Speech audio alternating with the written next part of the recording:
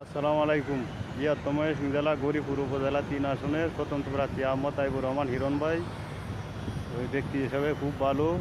দীর্ঘ ১৭ বছর বাংলাদেশ জাতীয়বাদী দলের জন্য অনেক ক্ষতিগ্রস্ত হয়েছে, প্রায় ১০০টা মামলা গাইছে, তারপরে প্রতীকটা পাইছে না, তাহলে শেষ মার্কাটা ইঞ্জিনিয়ারে ফাইলাইছে।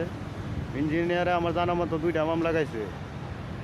ইঞ্জিনিয়ার তো কোনো দিন গ্রামে আসেই নাই, থাকেই নাই। দীর্ঘ ১৭ বছর তো ইঞ্জিনিয়ার সিলেট ছিল। শেখ হাসিনা স্বৈরাচারী নেতা কর্মীর লগে মিলামিশা রয়েছে, না থাকলে তো এর বিজনেস বন্ধ করে দিব।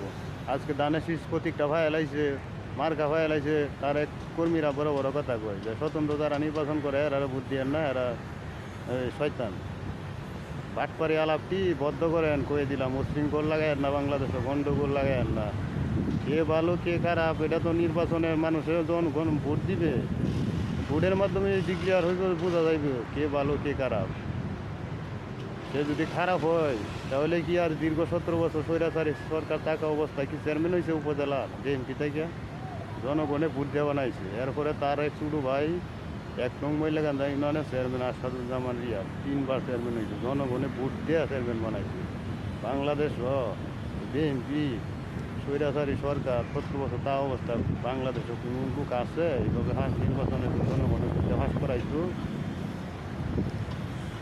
জনগণের লাগিয়া অনেক ক্ষতিগ্রস্ত হয়েছে, মাঠে কাজও করছে, মানুষের টাকা পয়সা আপদে বিপদে দিছে। আর জেল কাটতে কাটতে তো মনে 50 কোটি দিয়া তো মনে করো যে শেখ হাসিনা সরকার জেল কাটাই নিছে গা। একটা মামলা বার হইতারে না, আরেকটা মামলা হয়ে নিয়েছে, ভিতরে যান।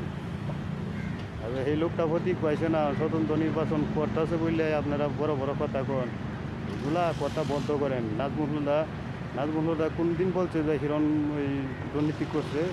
নাজমুল হুদা তো গরিপুর মাছ বাজার একদিন বইলে গেছে যে হিরণ একজন বাংলাদেশ জাতীয়বাদী দলের একজন মহান লোক, একজন রাজনীতিবিদ।